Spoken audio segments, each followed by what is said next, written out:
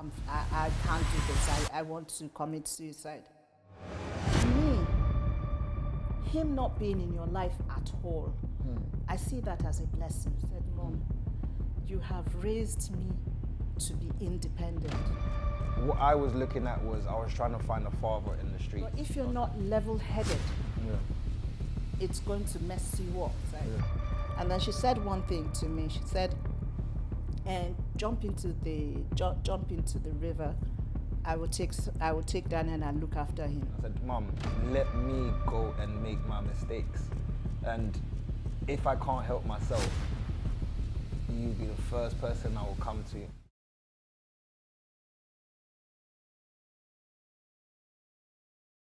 Welcome to Pool of Conversations. On this show, we bridge the gap from people from different walks of lives that share one commonality, which is being humanity. We welcome conversations that are judgment-free, without critique. We also allow the guests to be themselves but also share their experiences, which could potentially help our audience out there. Now, on today's show, this one's really, really, really, really special to me because I have no one other than my mother as my guest, who's known as Evelyn Obahor. Thanks for having me. Hey, you looking, nah. The makeup is makeup, and how are you doing? I'm fine. I'm Nah, good. Thank you, thank you. For me, for those watching out there, this, again, is really, really personal to me because you might have seen me do several guests on the show, but I wanted to give you an insight to my life and to my personal, and no other way than doing it than to have a conversation with my mother. No, thank you for coming down. I know, again, you're a busy woman, so for giving me your time is much so appreciated. I know this isn't new to you, by the way. It's an honor. It's an honor. It's an honor. Thank you. I know, again, all of this isn't new to you. This is, it's kind of weird actually because I feel like I'm stepping into your field. Well, that's awesome. If it's what you want to do, it's really, really is awesome. Like I say over and over again, I'm super proud of you for the things that you do. The passion you have for humanity is amazing. And yeah, I'm proud of you. I appreciate. The reason why I decided to have my mum on the show today because there are two women in my life that inspire me massively, and one person is my grandmom and the second individual is my mother. And with those two individuals, like I always say all the time, I'll be nothing without them and God. So again, just to have a conversation with you to kind of like find out, I just want to have a conversation based on just pure openness. To be quite frank, I had a way of how this conversation would want to go, but now that you actually sitting right here in front of me, I'm going to throw that out the window and just have a generic conversation with you about everything and just kind of to share and to also receive answers and maybe get some answers that I probably haven't had in the past. Obviously, I said I'm coming into your field, and a lot of people may not understand what that means. So to our audience watching, can you kind of explain like your journey in terms of media and how that started and what that's about, in a sense? Well, let's go way back. Right from the time I could think, I knew that I was going to do entertainment. What area in entertainment, I wasn't too sure, but I knew that I was going to do entertainment. I remember when I was 7 years old, or thereabout, at our back garden, it had just finished raining, and there was a pool of water from the rain, and then the sun was shining right into the water, and to me it looked so beautiful and so creative, and I was just going, oh, this is so nice. And my dad, your granddad, came and stood and was looking at me that, what's all this? What's all this about? But, fast forwarding, right? I knew that was God telling me that you are going to do something creative, right? So right from the time I could think, I knew that that was what I was going to do. I write, I produce, I direct, I operate the camera. Well, the only physical thing I can't do is edit. But if you tell me this is the software I'm using, I can tell you what it can give me. So it was just something I wanted to, I knew that I was going to come into, how I was going to come into it, I had no idea. But I know that my parents wanted me to study law. And to start with, I hated law. And I'll tell you why, when I watch all these films and the way the lawyers, Oh, that's why you watch these films. Makes sense. It was like, why are these lawyers lying? It's like they know their client is guilty, but they're trying to get him off. So I didn't like law at all. And I had to fight that. You know how African parents are. If you're not studying medicine, engineering, law, I think some other thing, then you were never well. You weren't going to do well. And then I just said, okay, I'll do the law, but I know that in my first year they would send me packing because I'm not going to put my all into it. That was when they eventually said, okay, go ahead and do what you want to do.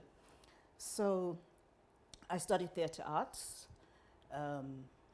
alongside film and television production. And I was always in my element. I was so full of joy, even with all the hard work that goes into film and television. It was just a labor of love. I could go on, as we're sitting here, I could go on for the next 24 hours. I haven't eaten today, but I could go on, because it's a labor of love. And that's how, I got into it. For you, I remember there was, this is funny, we were shooting a commercial. Oh, I think I remember this one. And it was a food, it was a food, I think it was tuna that we were advertising. And they had made plates, different dishes with tuna. And as a child, they told you to eat from everyone. And you know how we do in television. You take a shot, cut, and they'll tell you, eat again, eat again. And after a while, you just got irritated. I said, no, I'm not eating anymore. And that was the shot that the director loved and took for that commercial.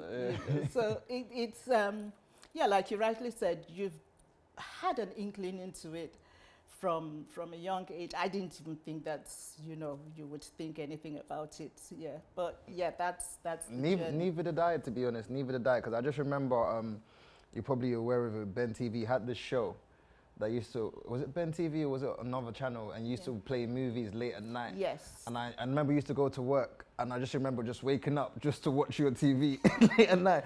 And I used to play like random movies. I think it was from dusk till dawn. It was the most popular show at that time. It was called Night Shift. Night Shift, yeah. Where I would give you 5 movies. I'll show you the most interesting bits of those 5 movies and throw the phone lines open, and callers would call in to ask what film they wanted to watch. So the film with the highest number of votes would watch. That's what they would watch, and that was huge. It was really, really huge. A lot of people, I remember that there was a wedding I emceed, and a couple of the guests, the groomsmen most in particular, they couldn't remember who I was. And so while I did, they were so excited. Oh, she's a brilliant MC, da-di-da-di-da. So the groom said, do you know who she is? Then he mentioned Night Shift. The whole place just, everybody started screaming and all of that. But having said that, the journey has not been as I would have expected. It comes with the fame, right? But if you're not level-headed, it's going to mess you up. So I say to myself that this is a job that anybody can do. People have done the job before me, and people will do it after me. I just say I'm a regular girl next door. Everybody meets people every day. The checkout lady meets people. So yeah, that's the way I look at it. It's a great thing to do. When people stop and say, "Oh, I like what you're doing because of what you've done. I've been inspired." Da da da da da. You know, so that gives me my fulfillment. Yeah. Again, you, for people that don't know, you're actually born in the UK. Yes. Made a hospital to be precise. But a lot of these events you're talking about is actually in Nigeria. Yeah. Which was where I was born. I've always been curious as to why. Like, even when people ask me where you born, I'm Nigerian. I was like, "But yeah, your mom's British." Yeah, but what? How did that come across? Why was I born in Nigeria and you were born in the UK and grandma was in the UK? Why was I conceived in Nigeria? And why was all of your media stuff in Nigeria? At the time, I was in Nigeria, so that's how you were born. It wasn't an intentional plan. No, it just actually, if looking back, coming back to the UK wasn't something that was on my mind. You know, out of my brothers and my sister, I was the last to come back here. And that was because it was my brother's wedding. And he wanted, well, after the wedding, I came for the wedding and had plans to go back. But the whole family, you know, literally started begging, "Please don't go back, don't go back." So that's how we stayed finally, you know. And I remember when I said, okay, if I'm not going to go back, I still have to do what I was doing in Nigeria. And then there was a colleague of mine who worked at BNTV. He was going away on holiday, and he was looking for someone to present his show while he was away. And he said, "Oh, Evelyn is here now." Because I was hugely popular, and you know, so everybody knew me. So he said, "Evelyn, please, I need you to present my show while I'm away on holiday." I said, "Yeah, I'll do it." So after doing it, the owner of BNTV said, "No, we can't. You're going to stay. You're not going to go away." So that was like, okay, so I can stay. That's amazing. I wanted to tap into your childhood because, again, it's amazing your career, but I want to make this more personal between yourself and I. Obviously, I know certain parts of your childhood, but I only know to a certain point because I wasn't born yet. So I want you to tell me what your childhood was like and whether that played an impact or an effect in you raising me, or you, especially with the difference in country, because when you come over to the UK, it's a different mentality of raising a child. And when you go back to Africa, they have also a different perspective in child. Did your relationship with your family, siblings, or place of country, place where you was living, affect how you was raising me? I want to make this more personal because your career is great. I look at you as a great woman. You inspire me daily, and just in terms of your movements, your thinking. But I want to understand the impact of who you are and how does that affect me as a man, and how did that affect me growing up? So did that play a part in the countries or the relationship with your siblings? I don't think the country, no.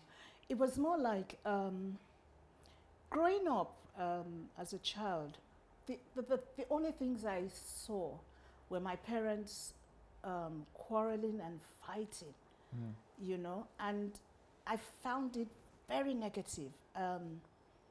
Because I was a child, I couldn't do anything about it. Grandma, as you know, is a retired nurse, she's a matron, and I would pray for her to go to work, so that she should just leave the house. To be honest, at some point, I was little, so if you had come and said, "Oh, your mom has passed," I would like, thank God, you know. But having seen that, it's only as an adult that I even knew that there was something like child trauma. So that was that. And then I don't know why, but my mom would, because she was a nurse, right? When she goes to work and she comes back home, she looks down on the floor and starts looking for specks, even after I have cleaned the whole house, you know. If she just sees one, she would knock me, knock my head, slap me, hit me, you know. And for each knock that she gave me, in my mind, even though I was that small, I said, I will never bring up my children like that. That was always at the back of my mind. So but you've slapped me before, though. so where did that mentality go? Just. Well, if you know what I am, I'll explain it more. Yeah. You know, so if she hit me 10 times, Yeah. at the back of my mind, I was like, I won't bring up my children like this, you know. But having said that, I slapped you. I'm not going to deny that I didn't. I think I needed it, probably. Yeah. Yeah, but there are a lot of things that you still need. but I can't do that. It was more the environment. When somebody does something, they would, you know, hit and all of that. But no, and because of things that I experienced, that I went through, I could never go to my parents and tell them anything. If I was dying, I wouldn't have told them. You know, everything I kept to myself. So when I went away to university, it was very far away from home, you know, and it was wonderful being away from home. As you would know, I have a very young heart. I do very silly things, you know. But I wanted, whatever child it was, I wanted that child to be able to tell me anything. I remember there was a day you were in secondary school, yeah? And there were some kids. They had just finished school and they just went into one of these off licenses and started throwing the guys fruit and veg. And in my mind, I was saying, let me just find out where Daniel was. And then I now was at a bus stand. And when I called you, you said, oh, I'm at bus 198. And I said again, Daniel, where are you? And so I've told you I'm at bus 198. I said, Daniel, where are you? Because that's where I am. And the next thing I heard was, oh, you know. Normal African parents would have started screaming. But I got home and I sat you down. I'll never forget. And I said, you must never lie to me. Because if you lie to me, I'm going to treat it as the lie you have told me. And if you tell me the truth, which eventually will not end up well, but if you tell me the truth, I will treat it as the truth that, you know, you have told me. And then things would work out. And I from that time on, everything you told me, I knew was the truth. You know what? To add to that story, is because I feel like I don't know if you remember this conversation from a young age, and maybe because you lived in Nigeria and then you moved to the UK. We moved to the UK at a young age. There was that sense of you didn't understand the country as a whole, so there was a level of protection, and in me being your son and your only son in a sense, and from me being a man, and we're going to touch on this a little bit in a second, and not having my father around, there was only a certain level of understanding you can understand me to a certain degree in terms of my mum. So a lot of what definitely did that helped, which I remember having a conversation. I remember I came in one time and you wanted to, I can't remember specifically what I did wrong. And you was going off and you were shouting. I said, I can't understand you like that. Every time you shout at me, I can't understand you. But if you really want me to understand what you're saying, just talk to me, regardless of how you put it, in terms of the mistakes or the disappointment or whatever it is, and I can take that on board and rather than the shouting. And I think going forward, that has helped me to come to you to kind of have a conversation with you about anything in life or anything, because we had a conversation about you allowing me. I said, Mum, I probably remember his question. I said, Mum, let me go and make my mistakes. And if I can't help myself, you'll be the first person I will come to. But you can't, you have to let me go in terms of the, I don't know if you remember this conversation. I'll tell you guys this story. When Daniel first left home, I would call him every 2 minutes. Daniel, how are you? Are you okay? Da da da da da. And then then one day he now said, Mom, let's go out. I will come. Let's go out. Let's go have lunch, or was it dinner? I can't remember. And then he sat me down and said this thing. And this was, if I remember correctly, you said, Mom, you have raised me to be independent, to always find solutions to problems that I have. So if you don't hear from me, I am fine. If I need any help, I would come to you. And it will be very rare, because you have taught me how to go around things. So that was how, that happened. It's a good thing, because I like the idea that if human beings should be independent, children should be independent, because if I drop dead today, I know that you are fine. Mm-hmm. It's not something that I'm going to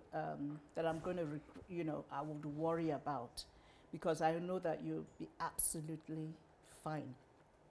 And I feel that that's the way it should be, because things could happen.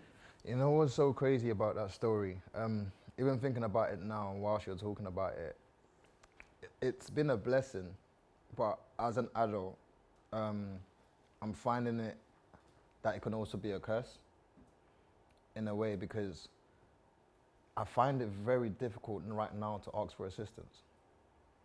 Which is bad. I find like that too. Yeah, I find it so hard to ask for help, and even to the point whereas I try to take on everything, just because it's easier for me to deal with everything than to ask one person for help. And which kind of leads me to my next question, is that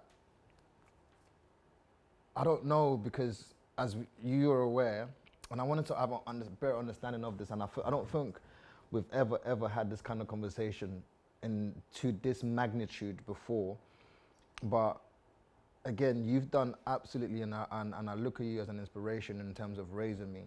But I believe that there's certain parts that, as much as whether you're going to admit or not, only a man can do, in terms of in terms of being a father or raising a son. And I always say, without your God, I'll be nothing. So, in the midst of raising me or bringing me up, why was my father never a major impact at a young age in my life? Because I always say this thing is, when you're a kid, this is my mentality now, and I'll go into about it. When you're a kid, you need a dad. After a certain age, you need a father, right? Because you switch it around, whichever way it is, someone needs to play a role, because after it, they no longer can play that role of a father. They're now your friend, because you're way past that age where that figure role is vital. So when I was younger, why wasn't that an importance for you, for my father to play that role? Why did you feel like you had to take on the burden as my mother yourself, rather than including him in that role that he could play? Because he never wanted you. He never accepted you till today. That he hasn't. But you might not like or understand what I want to say now. To me, him not being in your life at all, I see that as a blessing. I say that because sometimes I've wondered, how would Daniel have turned out if he had his father in his life? Nobody knows, but me, I see it that way. But I'll also say that I'm Christian. I've also said that whenever I go on my knees and I pray for Daniel, I just tell God, I said, God, I cannot do this. I tell God, I say, God, he is your son. You only gave me custody over him. So that's something that has helped in who you are. The wisdom that you have, I know that that's from God. I understand as a human sitting here how it might feel without him. But quite honestly, I feel that you are better off without him, and you would know now how, because of that, you would know how to be there for your kids, how you would be able to nurture them, play with them, you know, in all of that, as you know that What was the relationship like between you and him?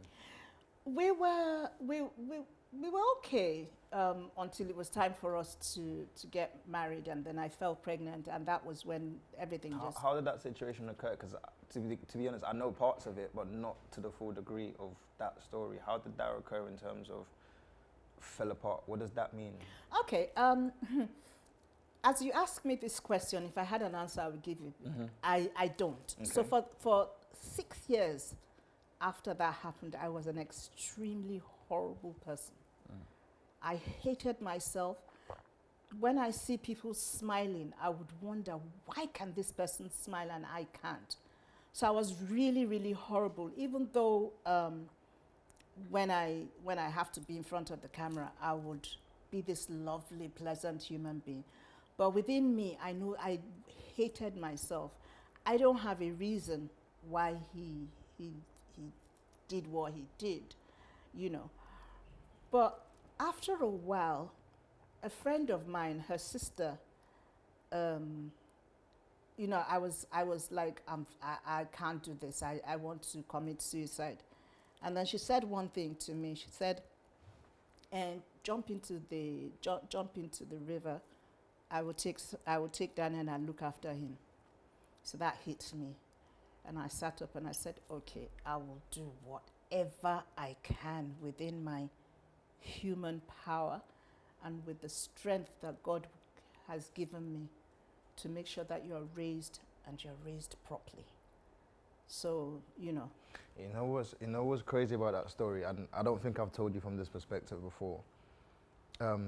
Growing up, again, was tough, and like anyone else that grew with our father, it was more so tough because I don't know what this man looks like until the other day, which is when you sent me a picture.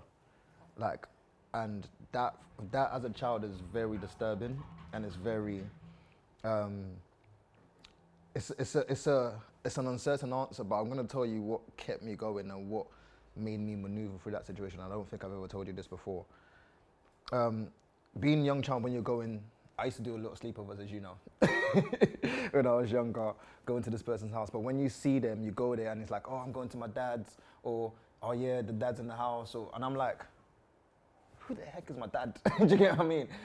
So it's very, very difficult to deal with. But what helped me maneuver through that situation, because I know the hurt that happened in that situation, although I might not know the detail. Because again, you're my mom, I can feel your energy and I feel everything you feel. Sometimes you don't have to tell me what's going on. I call you and I'm like, okay, what's wrong? Do you get what I mean? Because I can feel your energy. But I felt your hurt in terms of that traumatic experience in the little moments I tried to kind of probe or get questions.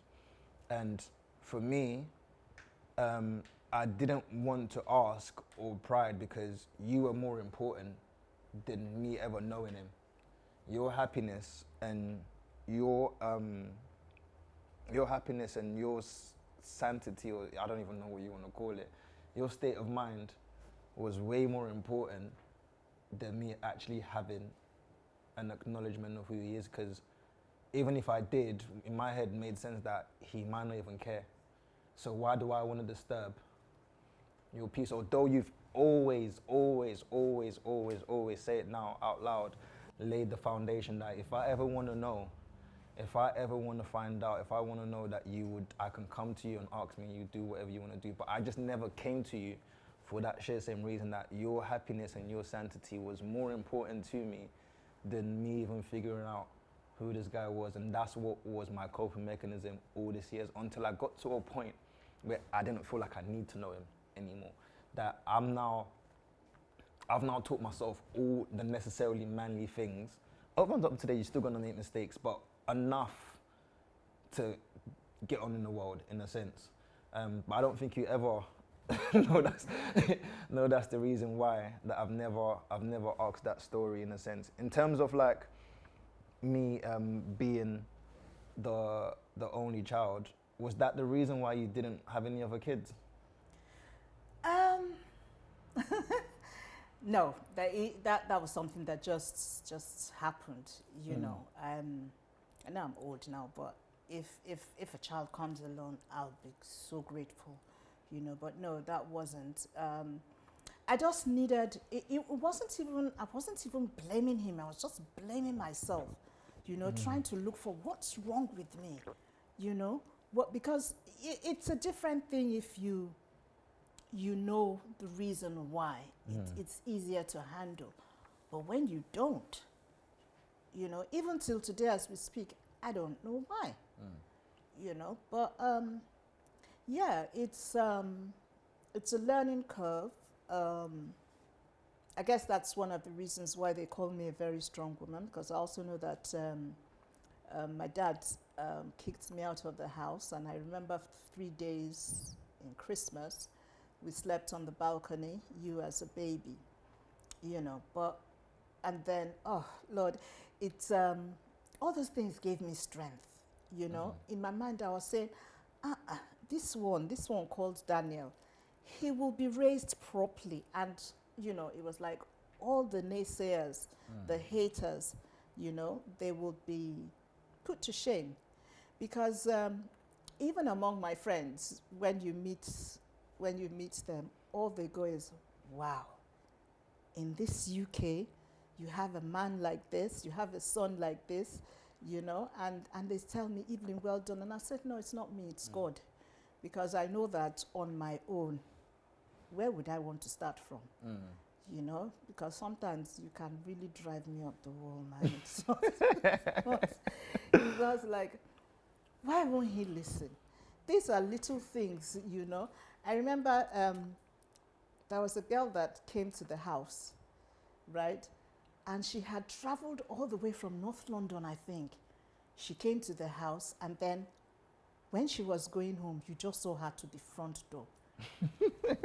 And I'm like, Daniel, that is the most irresponsible thing you can do, right? Somebody who has left her house in North London all the way to Croydon to see you. And the best you can do is just see her to your front door. So please get up, put something on, take her to the bus stop. Make sure she is on the bus before you come back to this house. And I said, make sure you tell her that immediately she gets home, she should call you that she's home. And after that period, I now started, when you started to drive, if someone calls you at 3 a.m., Daniel, please, I need help. You are entering your car and you're off. You know, it's like he doesn't even think about what's happening, you know, what could happen as he's driving to wherever to go and help. But I look at it now with pride that other human beings are more important than yourself. I always say to people that the reason why each and every one of us are put on earth is so that we can help somebody else. It's not for ourselves, you know. So, yeah, that's good. And I always wanted a relationship with you, like you've said, so that I could cover that gap of loneliness, you know, without a dad. And that was why I used to do those silly things. I remember, can I say that? I remember there's this friend of yours, I'm not going to mention his name, who I came into your bedroom one day, and you were on your laptop, and I said, where's this guy? I don't see him anymore. You know, I like him though. Does he like sugar mummies? And then I was kidding. I was playing with you. And you just put your head up from the laptop and looked at me. So I said, no, I'm very serious. I like the guy. And then you now said, go and look for somebody your age, you know. And I said, no, it's not somebody my age. It's this one I want. Then you know, said, why are we having this conversation? Please get out of my room, you know. So those little things made us, well, I want to believe, closer. You know what's crazy about those moments? Again, I'm so grateful in the relationship that you have, and I know that we've had many conversations because there's one specific conversation that comes to my mind when I think I said to you one time, you called me to say, oh, Daniel, have you got this amount of money, can you send it to me? And I said, hey, listen, I want to get back to having a relationship with you. Like, you didn't give me off to this bank to be your bank. Like, I want to have a relationship with you. I don't think you recall this conversation. But like, I missed that aspect of that relationship I had with my mother when I was young, because as much as you say you've taught me up, you brought me up to be traumatic, again, I can see how, again, it's a strength and it's also a weakness. Because you talking to me about when I'm walking someone to the bus stop as a female or whatnot, I can see where that's come from. I always say all the time, it's like, this has come from my mum, because I'm so attentive to my female friends, their emotions, their needs, you get what I mean? And because it's come from you, and you've never shun away from that part being important. Maybe because, again, you're a woman, or that was important to you, that you look after a woman next to you. So, which leads me to my next question. My dad not wanting me, I'm sure that was traumatic. Yeah. And you change your mentality to your purpose and how you raised me. Is there any other traumatic experience that you've had that's also had that same impact or that same effect? Not really, just that I didn't want you to be anything like me. I didn't want you to be raised like me. I wanted, not really. Those are the only two things. I didn't want, if you notice, sometimes when your uncles, when they want to try and start being aggressive towards you, I would come in and I would stop them. You know, it's like, you were like this, so don't tell Daniel, you know, how to do or what to do, or tell him off. But they also were good to you. They used to take you to your football, your football trials and all of that. They used to help you a lot. Well, I don't think until recently. But not really. Life's taught me a blow, really. Life has dealt with me. That I'm sitting down here is it's a blessing. It's a surprise, actually. And it's because of you, really. I know that if it went for you, I would have gone a long time ago. Of course you wouldn't. I don't think that's a statement, because we all find different purpose. You know what it is when I was somewhat angry that I didn't know my dad. So when I came to the UK, and it's crazy because when I look at it and I look at like all the little troubles I used to get into and whatnot, and when people ask me, oh, you've been arrested? I'm like, no. I'm like, no. You know, I'm like, because like you said, we're all born into this world for a different reason, but what I was looking at was I was trying to find a father in the streets. I was trying to father amongst my peers, in my friends, that you couldn't feel, and you couldn't like uphold or that, because that part is only a man can play that role when you really sit down and think about it. So me avoiding those situations and me having a relationship with you is one of my proudest moments, that I can actually pick up the phone. When I said to the guys on the team that my mom's gonna be a guest, they're like, what, are you gonna talk with your mom? I was like, yeah, my mom's one of my best friends. It's like, yeah. And I'm so grateful and I'm so blessed that I'm able to even have a conversation like this, that a lot of people can't do. And that's one of my most, and all my achievements that I've done in my life is like, I actually have a beautiful relationship with my mom. That's my proudest moment. So to you, what would you say is your proudest moment? Seeing the man that I see today. What does that mean? What does that mean? What does that mean? When people ask me about Daniel, And I say this, and I say to them, I'm going to say this not because I'm his mother, but Daniel is actually a decent human being. He's very kind. It's not because you're here. Just keep your head on. It's not because I'm here. Keep your head on your it's not because I'm here. keep your head on your shoulders. He's decent, he's very kind, he's very loving. He's hardworking. You know, all the good things you would say. I say all these things to people, and I say, well, apart from the teenage things that every teenager gets up to, I can't pinpoint anything that is wrong about Daniel. I know now I can. Right? Okay, what are those things? Huh? What are those things? You're very unreliable. Wow, reliable, okay. Yes, you are unreliable. And it's not because you choose to be, it's because you have too much going on in your head. You have too many things in your head that there's a tendency to always disappoint people, to not be able to. When you have too many things in your head, you become overwhelmed. Okay. And then the disappointments follow, right? That's one. The second thing, and this one truly annoys me, is when you keep saying you look at things from other people's perspective, and I'm like, how true is that? Because he's always like, oh, this is how I see things, and you don't allow people to talk, for God's sake. You don't allow people to talk, right? When somebody wants to talk, right, immediately you're on the defensive, right?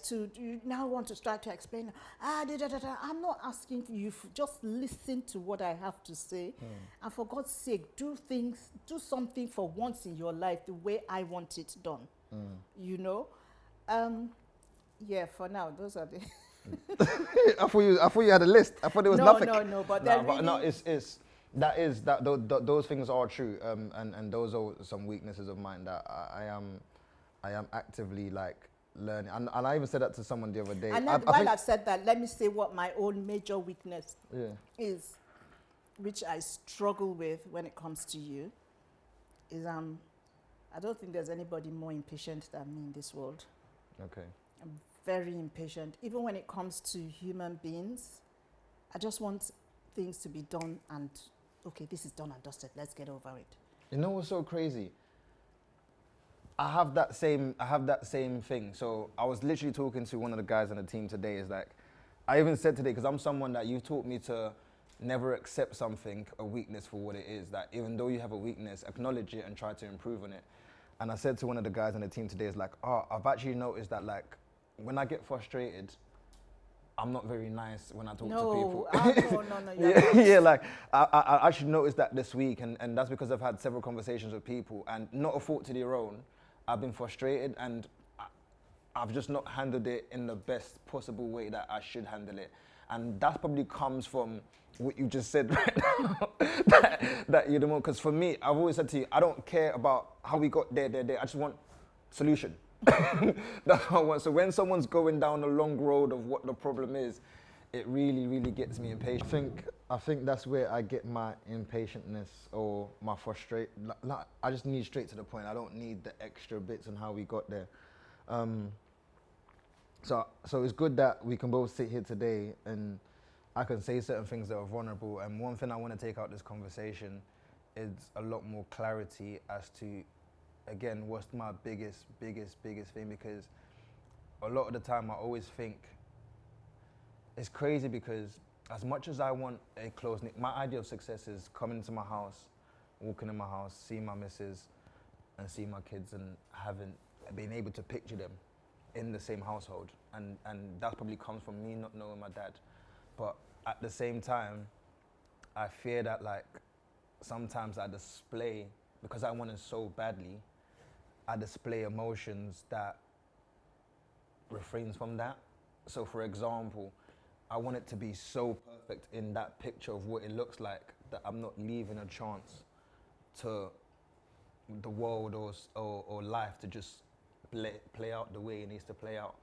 So I've noticed in my time that, and I wouldn't say commitment, but in terms of like things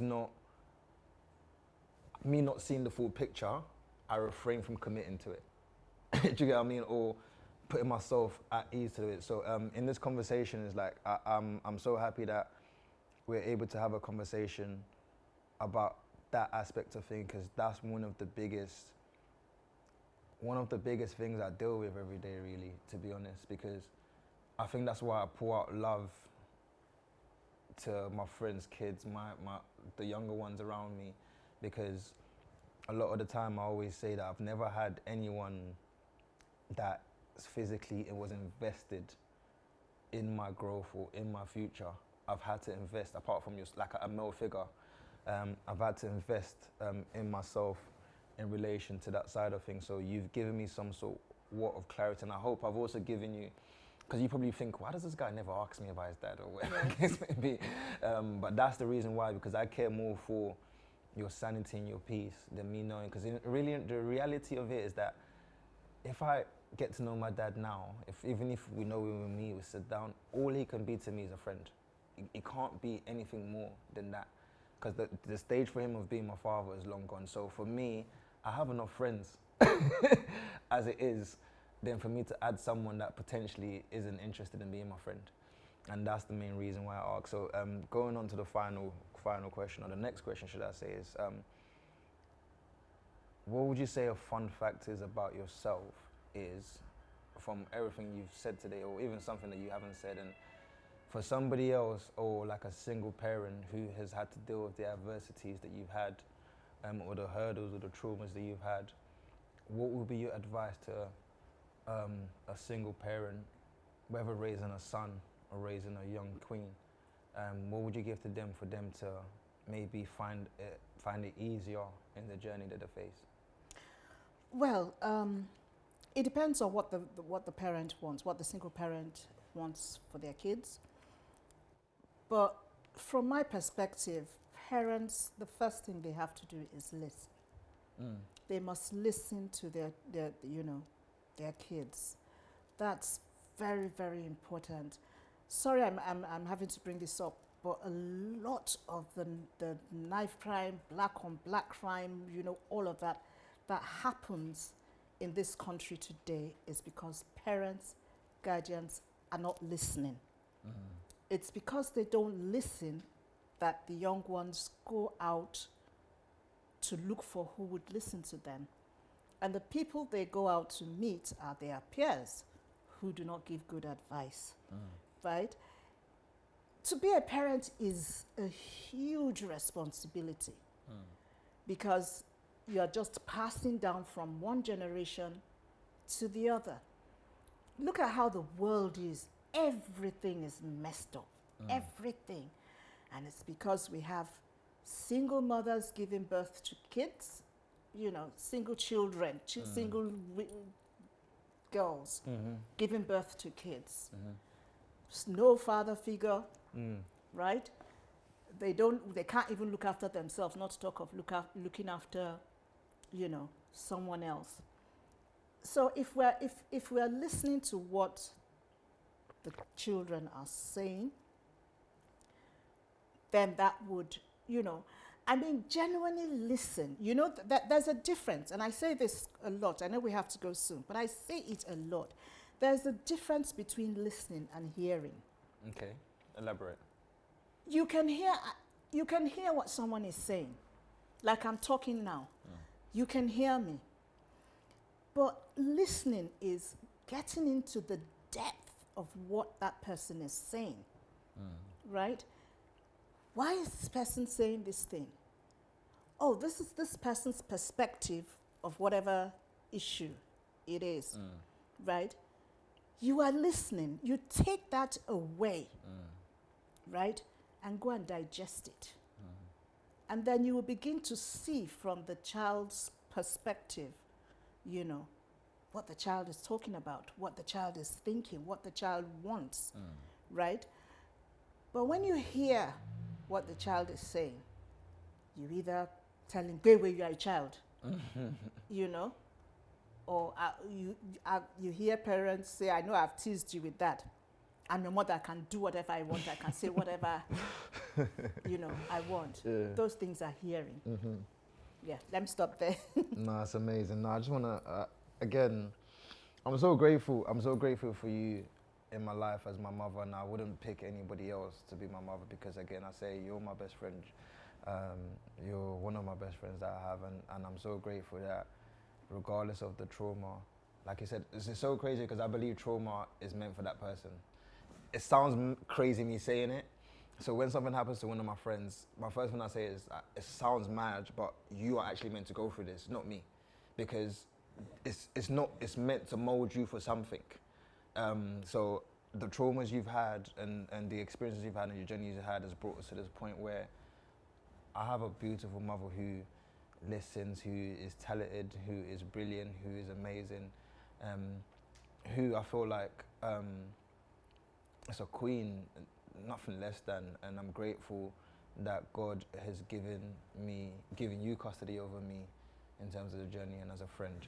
And I just wanted to thank you for your time, for sharing, because I know sometimes this conversation is not a lot of kids can have with their mothers on a casual day, even when they're in their house, not let alone in front of a camera. So I'm grateful that we can do this, and I'm thankful again for just everything to do yourself. Let me just say Go on. one last thing. Yeah. I remember you put on your Twitter where you said, my mom always told me not to grow up too quickly. I wish I had listened to her. You know what's so crazy about that is because you see when I'm in my house now, yeah, and I walk past, you know when you used to tell me, oh, turn off the light, turn off the gas, turn off this.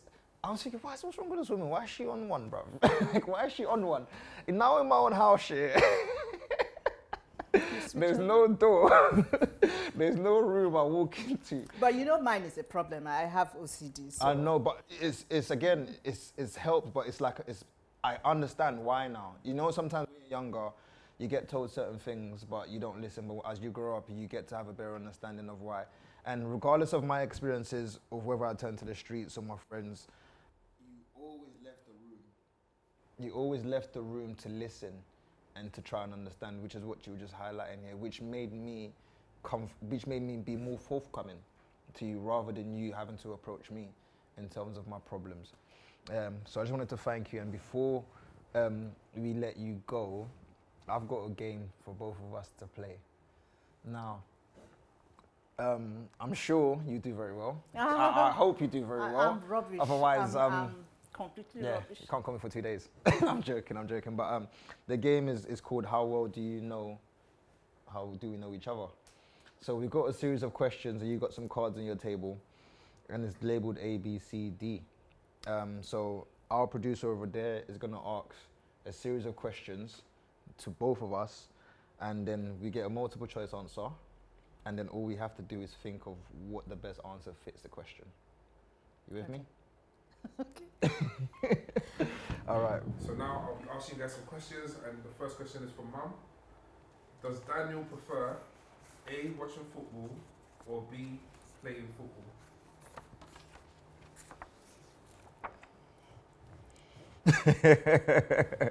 All right, cool. Second question is, what is Daniel's shoe size? A, 6.5, B, 7, C, 8, and D, 8.5.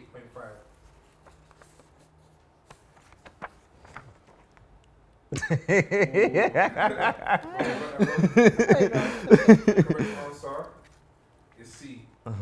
Which is 8. 8. Oh, okay. Okay, now I know. Alright, so now, third question is, what is Daniel's go-to drink?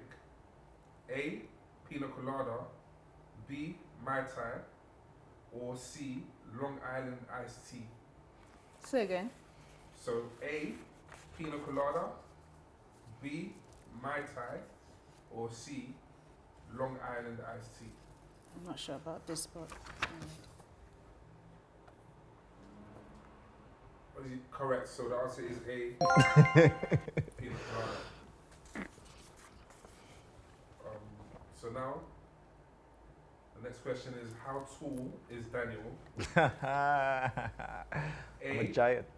5'7" B, 5'8", C, 5'9", and D, 5'6".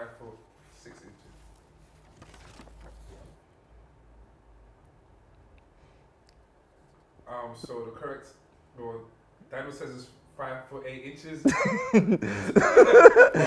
Mum might be correct.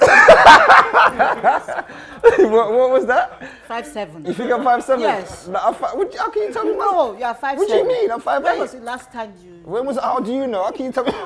It's not 8, it's 7. The camera's 5'8". She's telling me my height. No, Can you imagine this? Mum, you're correct. We know you're correct, Mum. You can see this technicalities going on.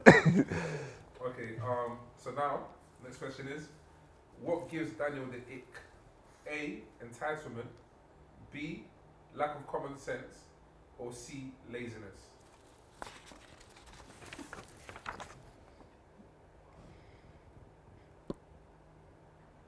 And that is correct, the answer is A, entitlement.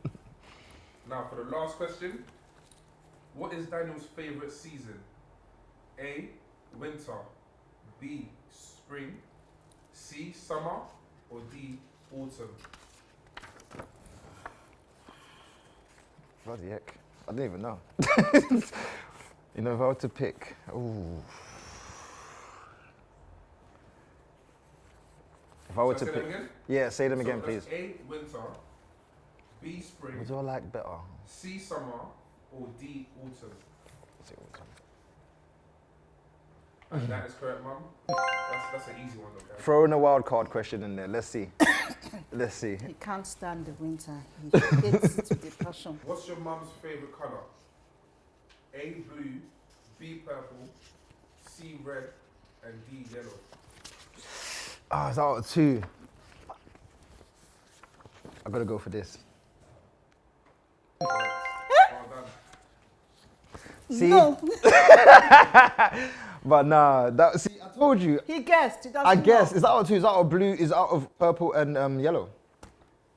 So it can't be yellow because you don't wear yellow too often. I see you more often than purple. Okay. How about that? See, I know No, you. you guessed. I You know guessed. you. But that's a wrap, guys. I know, like, again, that was more a bit personal. So I hope there was something that you took out of the show. I want to thank you for coming down. I appreciate you. You look gorgeous. You look beautiful. Keep on being the queen that you are. And hopefully, guys, join me in the next episode. Until next time, that is Pool of Conversations. I'm Danielonets, and it's been my lovely guest, Evelyn Obahor, today. Thank you so much.